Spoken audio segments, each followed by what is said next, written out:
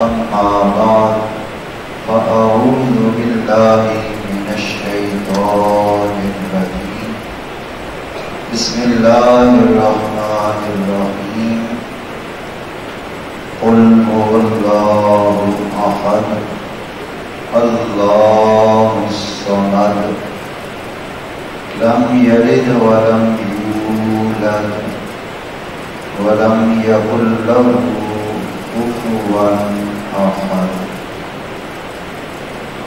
صدق الله مولانا العظيم صدق وبلغنا رسوله النبي الكريم الأمين الرؤوف الرحيم إن الله وملائكته يصلون على النبي يا أيها الذين آمنوا صلوا عليه وسلموا تسليما اللهم صل على سيدنا ومولانا محمد وعلى آله وصحبه وبارك وسلم الصلاة والسلام عليك يا سيدي يا رسول الله وعلى آلك وأصحابك يا سيدي يا رحمة للعالمين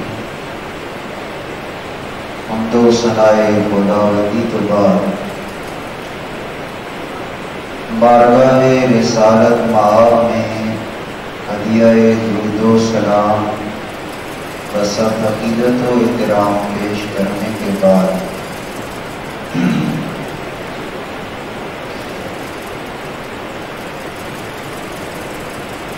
بحمدہ تعالی آپ کے سامنے سورہ اخلاص تلاوت کرنے کی سعادت حاصل کی ہے۔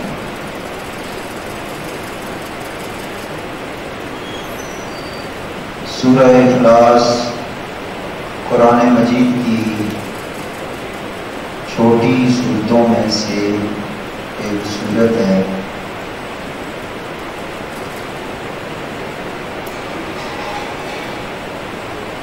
جس کا عام مشہور نام سورۃ اخلاص ہے۔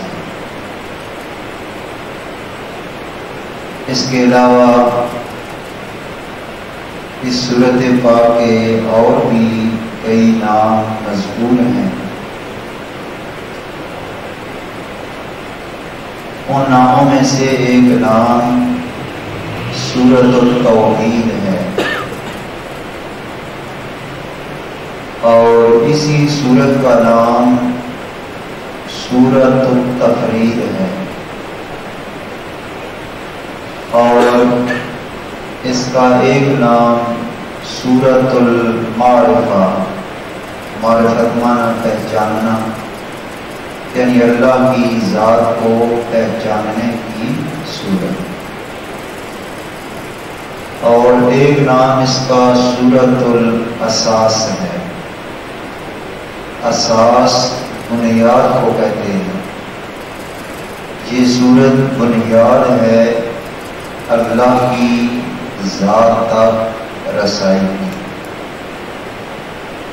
تو اس طرح سے اور بھی اس سورت پاک کے اسماء مبارکہ ذکر کیے گئے ہیں۔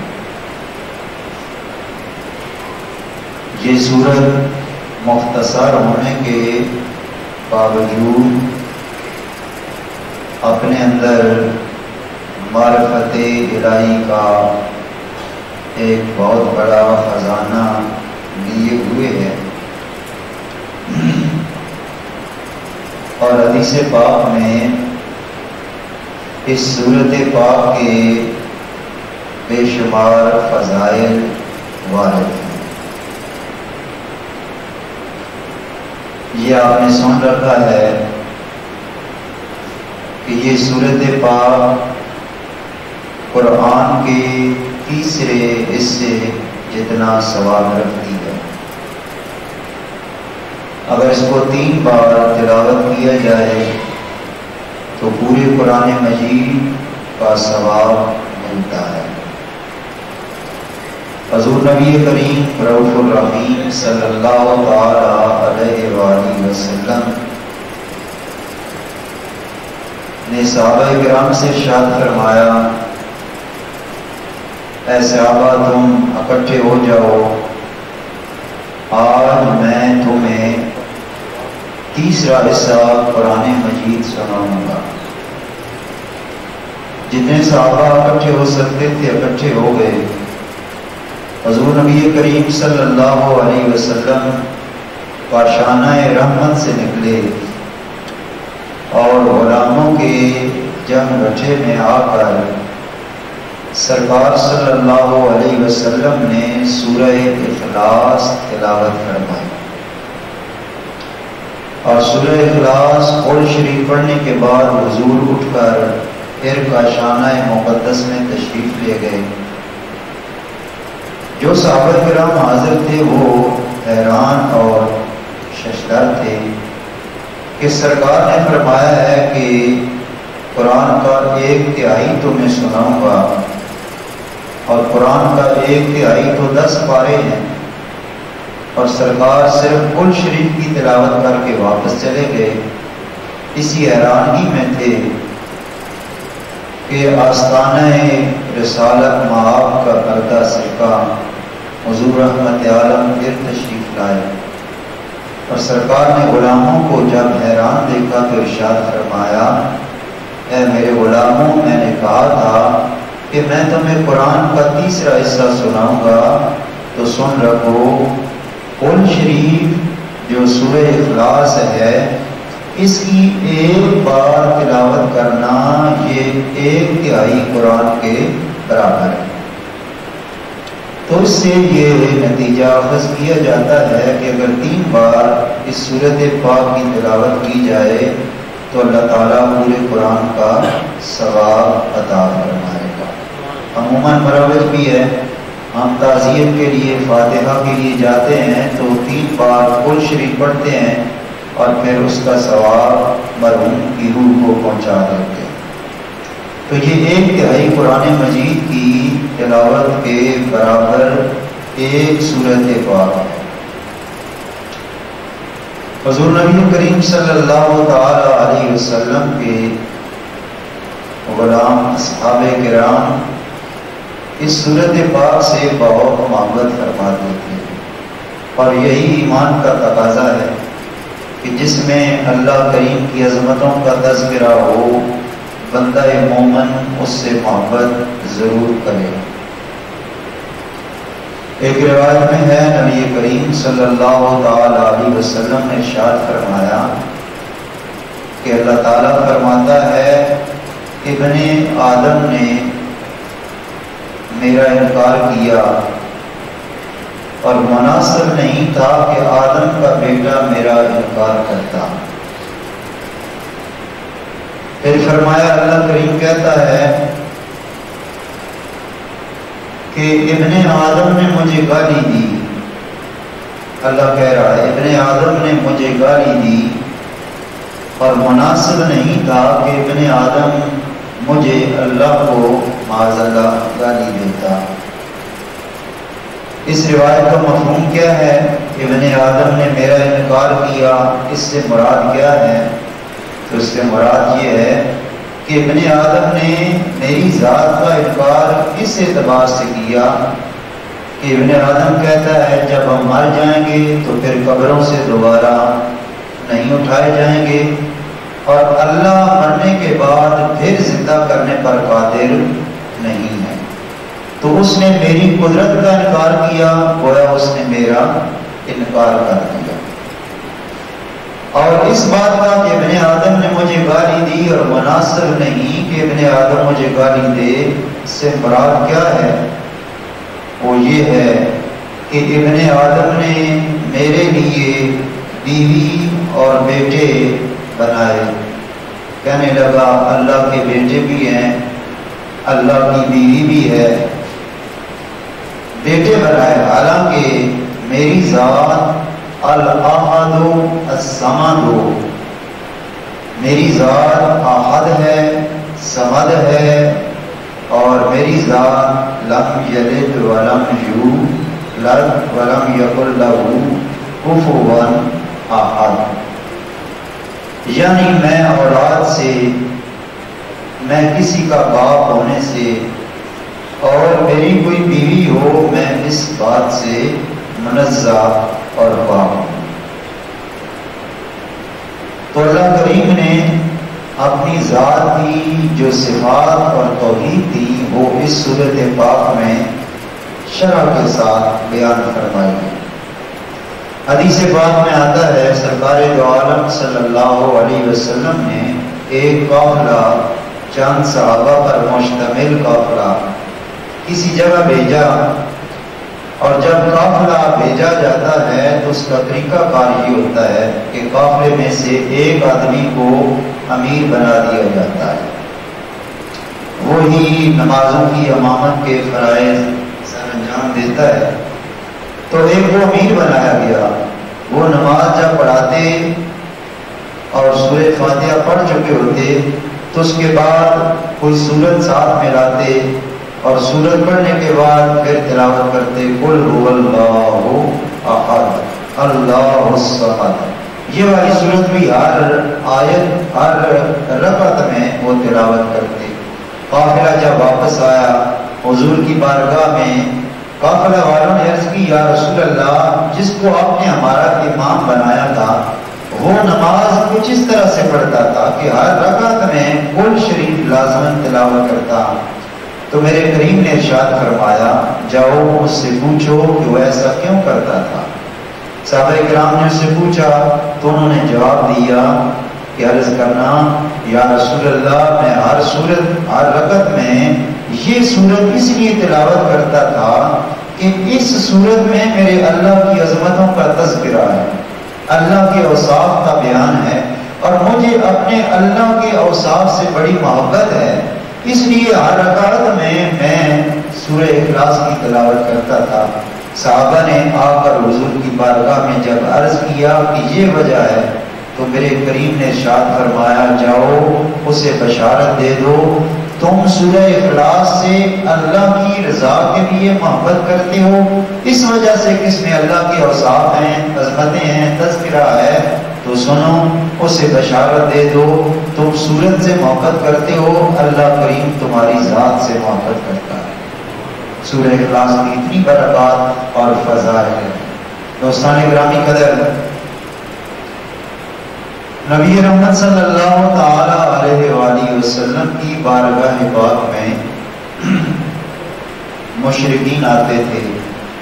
تفسیر مظہری میں علامہ ثناء اللہ پانی پتی رحمت اللہ تعالی علیہ نے ان وفود کی آمد اور غرض و غائب کو بیان کیا روایات کی شکل میں۔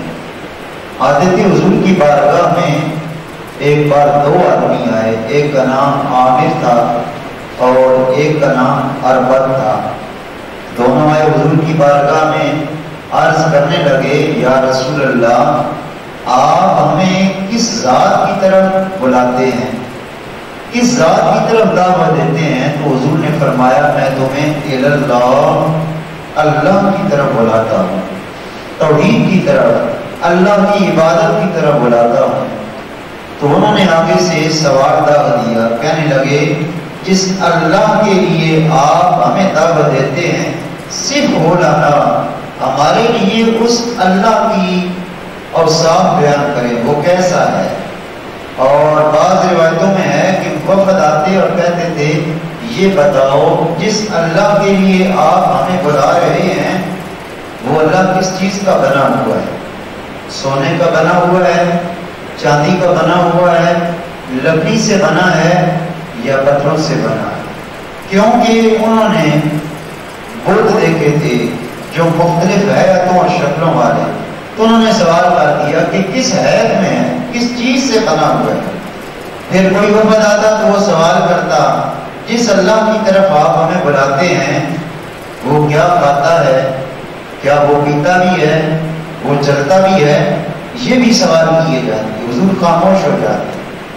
پھر کوئی وفد آتا تو وہ کہتا جس اللہ کی طرف آپ ہمیں بلاتے ہیں ذرا اپنے اللہ کا شجرہ نسب بیان کریں، ان سب لنا، شجرہ نسب بیان کریں، اس کا والد کون ہے، اس کے بیٹے کون ہیں، اس کی زوجہ کون ہے، اس کا خاندان کیسا ہے، نسب بیان کریں۔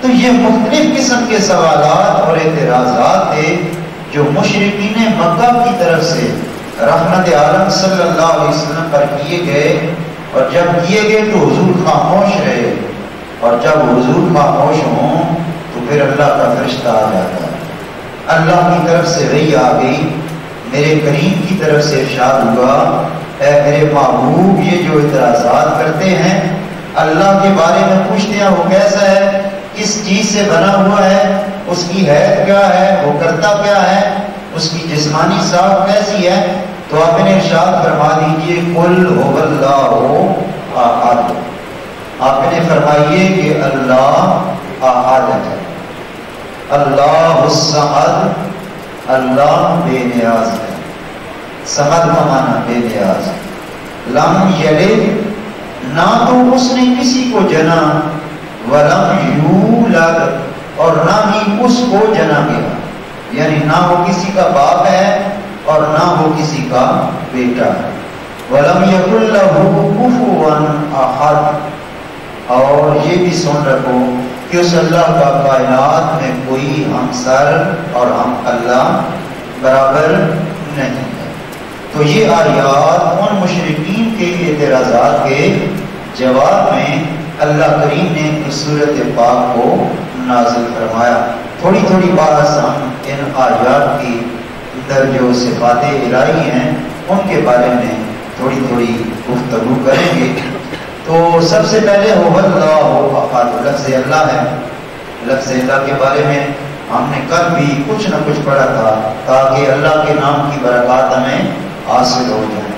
لفظ اللہ ایسا اسم اور کلمہ ہے جس کے بارے میں علماء لغت پریشان ہیں، سرگرداں ہیں کہ یہ کیسا کلمہ ہے۔ میں نے کل بتایا تھا یا تو بعض کہتے ہیں کہ یہ ایک کلمہ ہے اور بعض کہتے ہیں کہ یہ دو کلمہ ہیں، دو کو ملا کر ایک بنایا گیا، جسے دو کو ملا کر ایک بنایا جیسے مرکب کہتے ہیں۔ تو یا تو ایک ہے اللہ یا دو ہیں، دو کو ملا کر الف لام اور الہ کو ملا کر اللہ بنایا ہے۔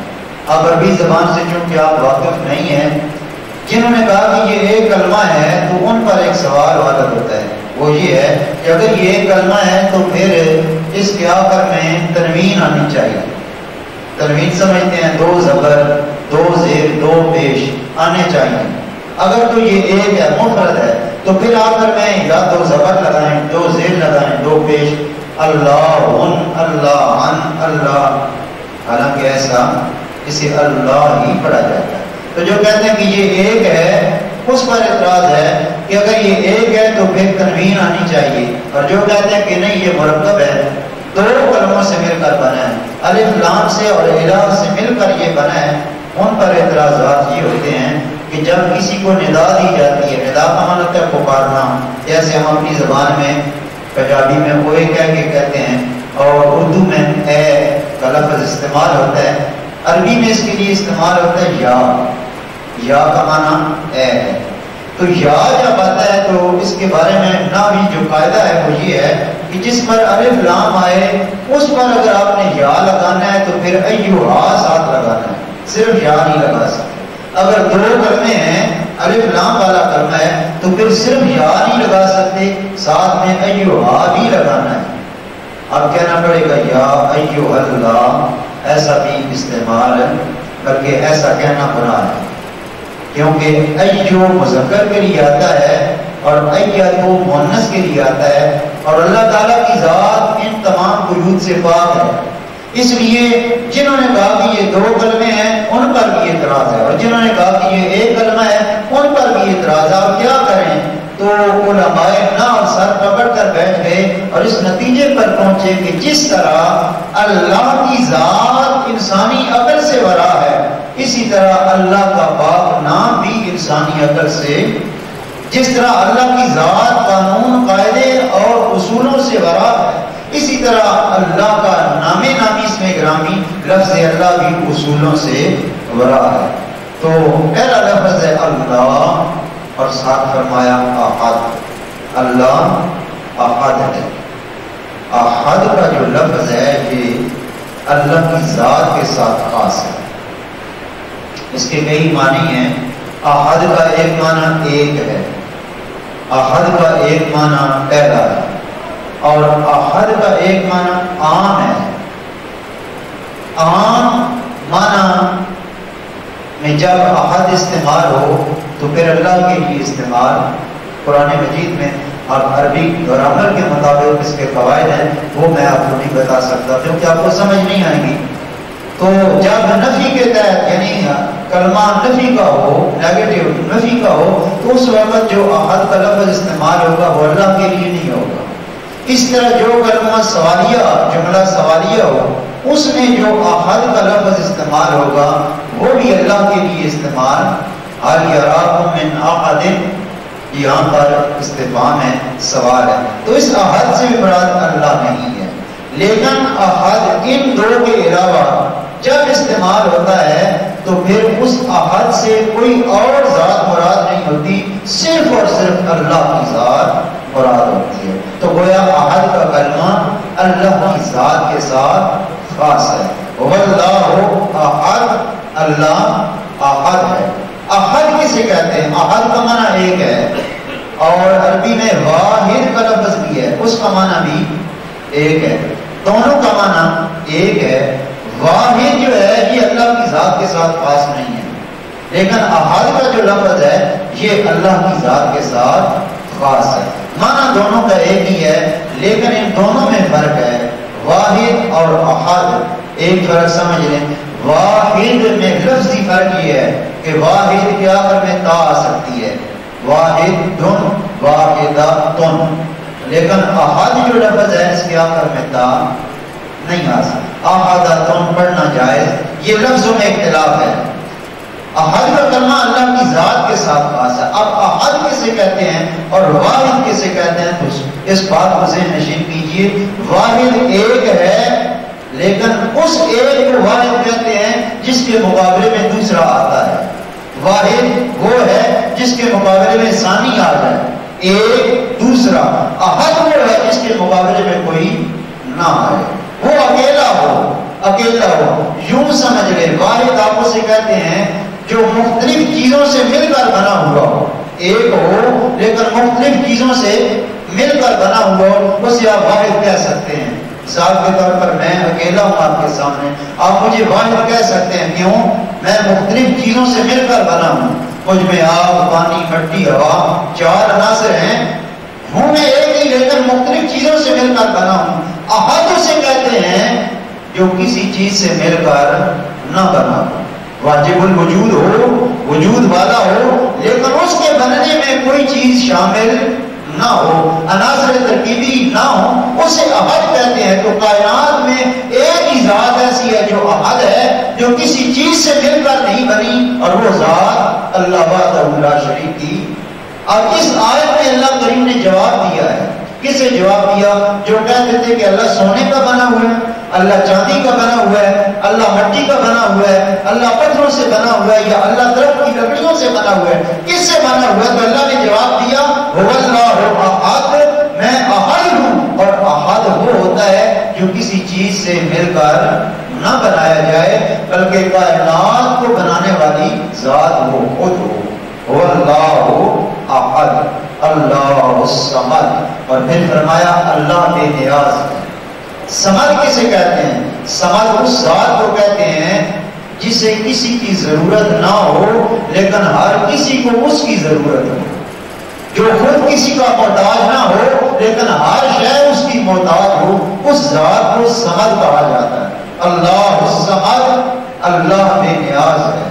بے نیاز ہے تو کس طرح؟ آج اس کی وضاحت کرتی، لم یلد ولم یولد، وہ اتنا بے نیاز ہے، نہ اسے باپ کی ضرورت ہے، نہ اسے بیٹے کی ضرورت ہے، نہ اسے بیوی کی ضرورت ہے، وہ بے نیاز ذات ہے، کائنات کی ہر شے اس کی محتاج ہے، لیکن وہ کائنات میں سے کسی کا محتاج لم یلد ولم یولد۔ یہ بھی جواب دیا گیا ان لوگوں کو جو کہتے تھے معاذ اللہ کہ حضرت عیسیٰ خدا کے بیٹے ہیں، جو کہتے تھے کہ معاذ اللہ حضرت عزیر اللہ کے بیٹے ہیں۔ جن کا عقیدہ تھا کہ جناب سیدہ مریم علیہ السلام اللہ کی بیوی ہیں، ان کو جواب دیا، فرمایا لم یلد، نہ تو وہ باپ ہے، لم یولد، اور نہ ہی وہ کسی کا بیٹا ہے، ولم یکن لہ کفوا احد۔ شادی جب کی جاتی ہے تو فقہ میں کفو استعمال ہوتی ہے، اس کا معنی ہے شادی کرنے کے لیے اپنا ہم پلہ تلاش کرنا، اپنے منصب والا، اپنے خاندان کے برابر خاندان میں شادی کرنا۔ تو فرمایا بیوی جو ہے وہ انسان کو کفو ہوتی ہے، فرمایا لم یکن لہ کفوا احد، سن رکھو میں اللہ ہوں، میرا کوئی کفو نہیں ہے، جب کفو نہیں ہے تو پھر میری کوئی بیوی بھی نہیں ہے۔ تو ان تمام باتوں کا جواب جو مشرکین عرب سرکار صلی اللہ علیہ وسلم پر اعتراض کی صورت میں پیش کرتے تھے، ان تمام باتوں کا جواب اللہ کریم نے ان آیات میں ارشاد فرمایا۔ ایک قاعدہ آپ یاد رکھیں، جو چیز جتنی جلد فنا ہوتی ہے اتنا ہی اسے اپنے پیچھے نسل کی ضرورت ہوتی ہے۔ جس کی فنا جلد ہوتی ہے اس کو پیچھے اپنی نسل کی ضرورت ہوتی ہے، لیکن جس میں بقا زیادہ ہوتی ہے، جتنی بقا زیادہ ہوگی اتنی اس کی ضرورت کم ہو جائے گی۔ آپ دیکھیں کسان کھیتوں میں فصل لگاتا ہے، گھاس پھوس اگاتا ہے، جب وہ آگے گھاس کاٹتا ہے تو گھاس جلدی جلدی کاٹا جاتا ہے، وہ کرتا ہے، کاٹ دیا جاتا ہے، پھر چونکہ فنا کو جلدی ہوتا ہے تو جلدی جلدی سے پھر وہ پیچھے ہو جاتا ہے، آگے بندہ کاٹ رہا ہوتا ہے پھر وہ بہت جلدی سے پیچھے ہو جاتا ہے، کیونکہ اس میں فنا کا وقت جلد آ جاتا ہے۔ تو جو چیز جتنی جلدی فنا ہوگی اتنا ہی اسے اپنے پیچھے کسی اپنی آپ کو برقرار کرنے کے لیے پیچھے وارث کی ضرورت ہوتی ہے۔ آپ دیکھیں آسمان اور زمین کب سے بنے ہیں اور کب تک رہیں گے، ان کی بقا کا عرصہ بہت زیادہ ہے، بہت زیادہ بقا کا عرصہ ہے۔ تو چونکہ ان کا عرصہ بقا زیادہ ہے، ان کو فنا بہت کم ہے، فنا کا وقت بہت دور ہے، بقا زیادہ ہے، لہذا ان کو آپ پیچھے اپنے وارث کی ضرورت ہے۔ آسمان کا کوئی بیٹا نہیں ہے، زمین کے پیچھے زمین کا کوئی وارث نہیں ہے، کیونکہ ان کے بقا کی مدت زیادہ ہے۔ تو جب زمین و آسمان کے بقا کی مدت زیادہ ہے، امام غزالی کہتے ہیں جس کے بقا کی مدت زیادہ ہو اسے پیچھے وارث کی ضرورت نہیں ہوتی۔ اس کی مثال دیتے ہوئے زمین و آسمان کی مثال دی۔ آسمان کا کیونکہ عرصہ بقا زیادہ ہے لہذا سے پیچھے اپنی اولاد کی ضرورت ہے، خاندان کی ضرورت نہیں ہے، وارثوں کی ضرورت نہیں ہے۔ تو جو آسمان اتنی بقا والا، اتنا عرصہ باقی رہنے والا ہے، اسے اگر اپنے وارث کی اولاد کی ضرورت نہیں تو جو زمین و آسمان کا خود بنانے والا ہے اس اللہ کو بھی اولاد کی ضرورت نہیں ہے۔ اس لیے فرمایا بدیع السماوات والارض، اللہ وہ ہے جو زمین اور آسمان کو بنانے والا ہے۔ کافروں نے جب یہ اعتراض کیا کہ اللہ تعالیٰ نے اولاد بنائی، اتخذ اللہ ولدا، اللہ کریم نے اپنے بیٹے بنائے ہیں، تو اللہ کریم نے ان کی اس بات کو رد کرنے کے لیے غالباً پہلے یہ دوسرے پارے میں 5 دلیلیں ارشاد فرمائی ہیں۔ 5 دلیلیں، پہلی فرمایا سبحانہ، میری ذات اولاد سے پاک ہے، مجھے اولاد کی ضرورت نہیں ہے۔ پھر زمین و آسمان کی مثال کو اللہ کریم نے قرآن مجید میں ذکر کیا۔ پھر فرمایا لہو ما فی السماوات والارض، زمین و آسمان میں جو کچھ ہے وہ اسی کا ہے، یعنی وہ مالک ہے اور زمین و آسمان کی ہر شے اس کی مملوک ہے، وہ آقا ہے اور یہ ساری چیزیں اس کی مملوک ہیں۔ تو جو مالک ہوتا ہے وہ مالک اور مملوک دونوں برابر، آقا اور غلام دونوں برابر نہیں ہوتے۔ اولاد بناتے ہو تو اولاد کو باپ کی جنس سے ہوتی ہے، نسل سے ہوتی ہے، اس میں باپ کی خون کی تاثیر ہوتی ہے۔ میں اللہ خالق ہوں اور یہ بندے میری مخلوق ہیں، خالق کے خون کا اثر مخلوق میں، یہ مخلوق ہے، میں خالق ہوں، لہذا خالق اور مخلوق دونوں ہمسار ہو سکتے۔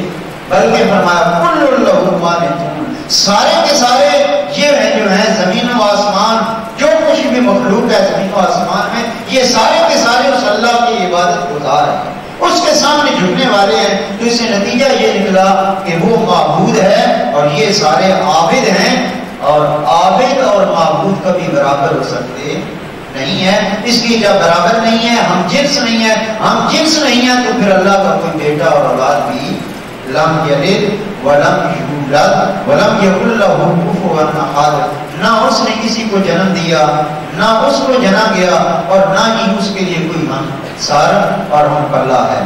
تو یہ سورہ توحید ہے۔ توحید کا بیسیکلی مفہوم یہ ہے کہ اللہ کی ذات واجب الوجود ہے اور قدیم ہے، واجب الوجود ذات کے اعتبار سے اور قدیم ہے، اور اپنی ہر صفت میں مستقل بالذات ہے، کسی کی محتاج نہیں ہے، اور اللہ کی ذات لائق عبادت ہے، اور کوئی ذات لائق عبادت یہ توحید ہے، اس کو واجب الوجود ماننا۔ واجب الوجود اسے کہتے ہیں جو اپنے وجود کے قیام میں کسی کا محتاج نہ ہو، کسی چیز کا محتاج نہ ہو، وہ واجب الوجود ہے۔ تو اللہ واجب الوجود ہے، اللہ قدیم سے قدیم ہے، ہمیشہ سے ہے، ہمیشہ رہے گا، اور اللہ کی ذات لائق عبادت ہے، اور اس کی صفات اللہ کریم کی مستقل بالذات ہے۔ یہ توحید ہے۔ ان اب چار چیزوں میں اگر کوئی بندہ کسی اور کو کہے کہ فلاں آدمی بھی واجب الوجود ہے معاذ اللہ، تو یہ شرک ہے۔ یا کہے کہ فلاں بندہ بھی قدیم ہے اللہ کی طرح، یہ شرک ہے۔ یا کہے کہ جس طرح اللہ صفات میں مستقل ہے اسی طرح یہ بندہ بھی اپنی صفتوں میں مستقل ہے، تو یہ شرک ہے۔ یا انسان کہے کہ فلاں آدمی اللہ کی طرح عبادت کے لائق ہے، تو یہ بھی شرک ہے۔ اب یہ چار چیزیں آپ ذہن میں رکھیں، یہ توحید ہے، اب اس کے اپوزٹ جس کا نظریہ ہو وہ شرک ہے۔ بس یہ توحید اور شرک کی پہچان ہے۔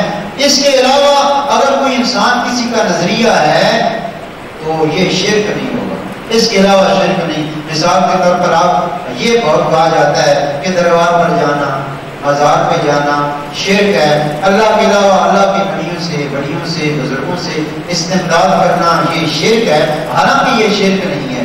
ہم انہیں نہ تو واجب الوجود مانتے ہیں، نہ انہیں قدیم مانتے ہیں، نہ یہ کہتے ہیں کہ مدد کرنے میں وہ اللہ کے محتاج نہیں ہے، نہ ہمارا یہ نظریہ ہے کہ صاحب مزار کی عبادت کی جائے۔ جب نظریہ نہیں ہے تو پھر الحمدللہ ہم موحد ہیں، ہم توحید والے ہیں، ہم شرک کی طرف نہیں جا رہے۔ اب یہ کہ ان سے مانگنا کیا جائز ہے، دربار پہ جانا جائز ہے، مزاروں کی حاضری کیسی ہے، کیا اس سے توحید میں شرک، توحید میں خلق تو لازم نہیں آئے گا، شرک تو لازم نہیں آئے گا، تو نہیں آئے گا۔ اس کی مثالیں اگر آپ قرآن مجید سے تلاش کریں گے تو بھی ملیں گی، اور بہت سرکار صلی اللہ علیہ وسلم کی جد امجد حضرت سیدنا ابراہیم خلیل اللہ علیہ السلام نے اپنی زوجہ حضرت سیدہ ہاجرہ کو باہر دور چھوڑا، جہاں اب ہمارا بیت اللہ شریف ہے، ہمارا خانہ کعبہ ہے، وہاں پر چھوڑا تھا۔ بچپن میں حضرت اسماعیل علیہ السلام اور حضرت ہاجرہ دونوں کو وہاں پر چھوڑا تھا، پھر پانی بھی دیا تھا، کچھ توشہ بھی دیا تھا۔ حضرت سیدہ حضرت اسماعیل کو دودھ پلاتی تھی، پانی استعمال کرتی تھی، خوراک استعمال کرتی تھی، اور جب ختم ہو گئی، پانی بھی نہ رہا، خوراک بھی نہ رہی، اب حضرت سیدہ ہاجرہ کو پریشانی لاحق ہوئی۔ وہ اٹھی دوڑی، صفا پہ گئی، مروہ پہ گئی، صفا پہ گئی، مروہ پہ گئی، 7 چکر انہوں نے لگائے، لیکن کوئی نظر نہ آیا۔ میرا ہو گیا ریگستان کا، ہر طرف چٹیل میدان تھا، نام و نشان تک نہیں تھا پانی کا، خوراک کا، کسی سبزے کا، پریشان تھی۔ 7 چکر لگائے، جب 7 چکر لگا چکی تو حضرت اسماعیل کے قدموں میں ایک فرشتہ کھڑا نظر آیا، اور وہ فرشتہ کھڑا تھا حضرت سیدہ طیبہ ہاجرہ رضی اللہ تعالی عنہا نے ارشاد فرمایا، اغیث ان کانا لگا رواسن، اگر تم مدد کر سکتے ہو تو میری مدد کرو۔ مدد طلب کی تھی فرشتے سے حضرت سیدہ ہاجرہ نے۔ اب اگر غیر اللہ سے مدد طلب کرنا شرک ہے تو کیا حضرت سیدہ ہاجرہ نے شرک کیا تھا؟ مدد طلب کی تھی فرشتے سے؟ نہیں، فرشتے سے مدد طلب کرنا کیوں نہیں شرک؟ اس لیے کہ حضرت سیدہ ہاجرہ ایک اللہ کو واجب الوجود مانتی تھی، اسی کو عبادت کے لائق سمجھتی تھی، اسی کو مستقل بالذات سمجھتی تھی، لہذا یہ شرک۔ قرآن مجید میں اگر آپ دیکھیں، حضرت سیدہ مریم کے پاس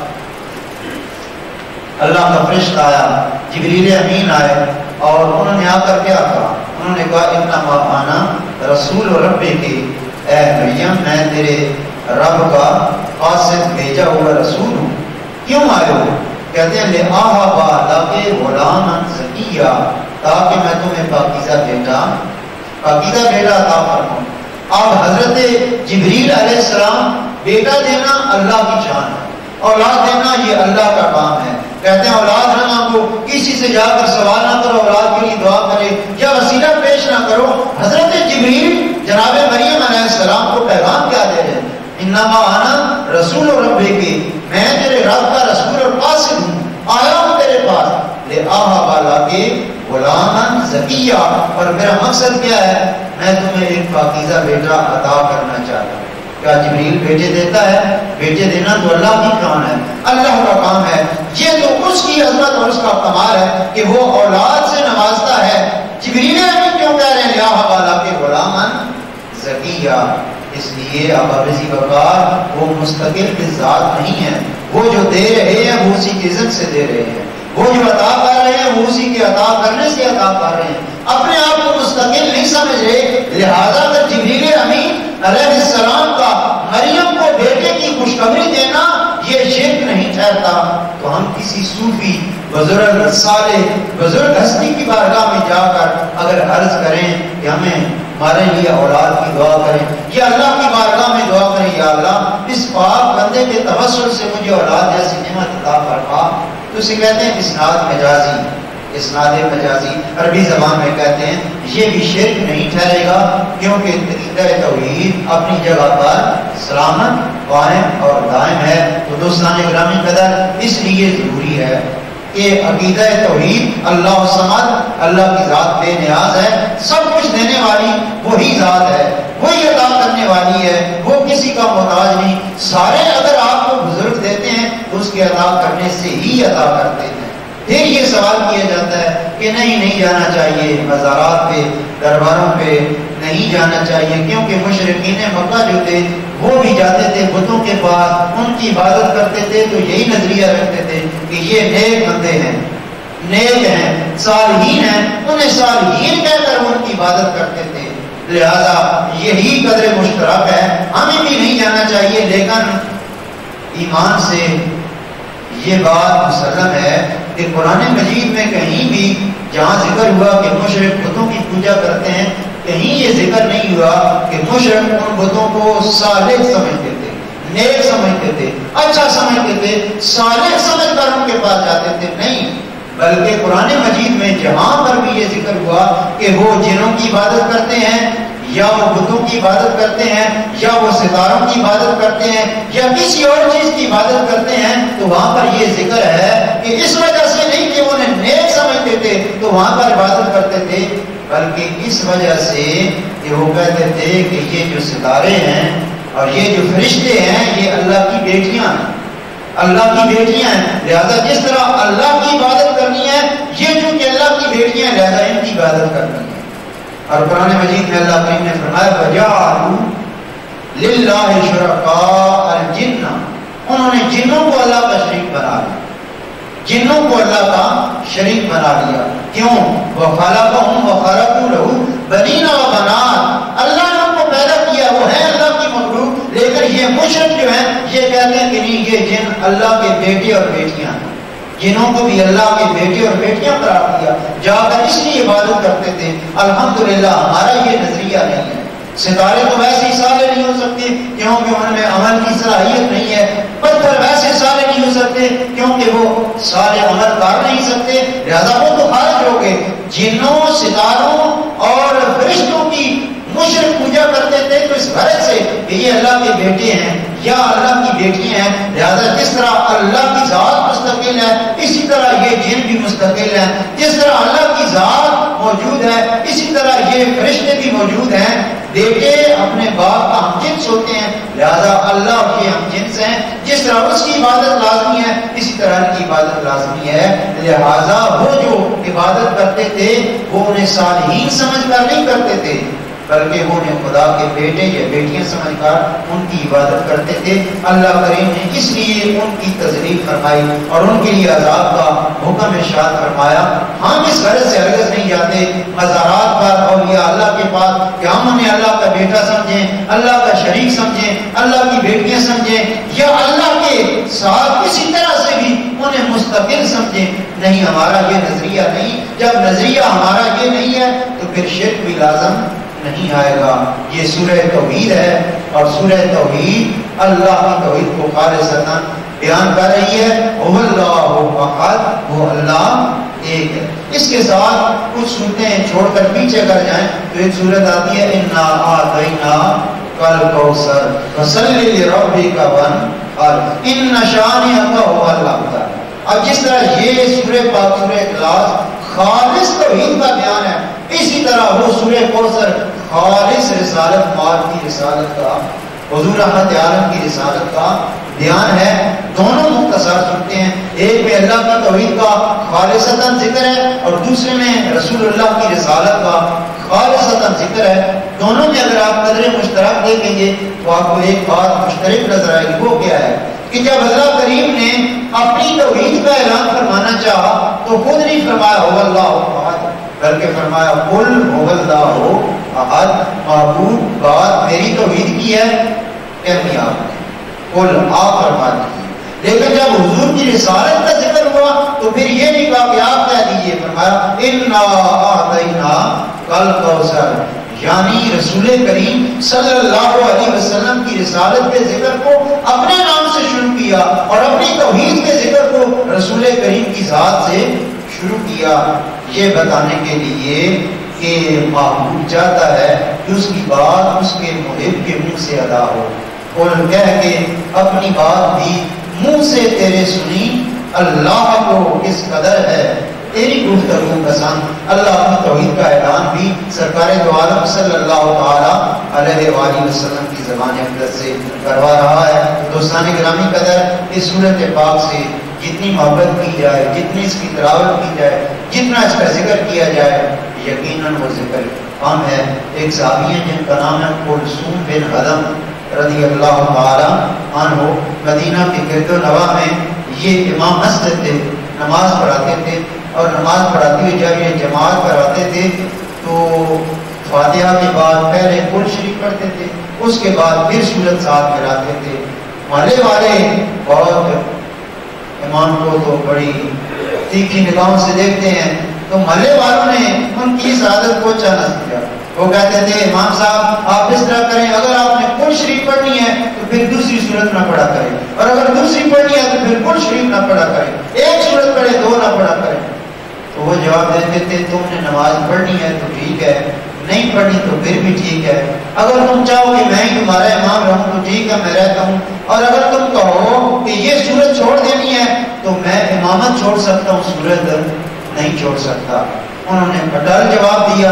اب محلے والے پریشان ہو گئے، سرکار دو عالم صلی اللہ علیہ وسلم کا چلتے چلتے گزر ہوا اس محلے سے تو آپ مسجد میں تشریف لے گئے۔ محلے والے مقتدی جمع تھے، مقتدیوں نے شکایت لگا دی، کہنے لگے یا رسول اللہ جو امام آپ نے بنایا ہے ہم اس امامت سے فارغ نہیں کر سکتے، کیونکہ ہم محلے والوں کا یہ اعتقاد ہے کہ یہ ہم سب میں نیک ترین انسان ہے، لہذا اس کی امامت کو فارغ نہیں کر سکتے، لیکن یا رسول اللہ یہ اس طرح کرتے ہیں، دو صورتیں تلاوت کرتے ہیں، فاتحہ بھی پڑھتے ہیں اور ایک صورت ساتھ اور تلاوت کرتے ہیں۔ ہم نے کہا کہ ایک تلاوت کریں دوسری نہ کریں۔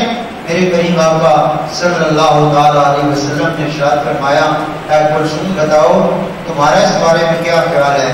تو حضرت کلثوم بن ہدم نے عرض کی یا رسول اللہ صلی اللہ علیہ وسلم مجھے اس صورت سے بڑی محبت ہے، اس صورت سے مجھے بڑا پیار ہے، میں اسے نہیں چھوڑ سکتا، اس لیے کہ اس میں میرے اللہ کی عظمتوں کا تذکرہ ہے اور مجھے اللہ کریم سے بڑی محبت ہے، لہذا میں یہ صورت نہیں چھوڑ سکتا۔ میرے کریم آقا نے ارشاد فرمایا پھر تمہیں بشارت ہو حب کا تیرا اس صورت سے محبت کرنا ادخلک الجنہ، اس محبت نے تمہیں جنت میں داخل کر دیا۔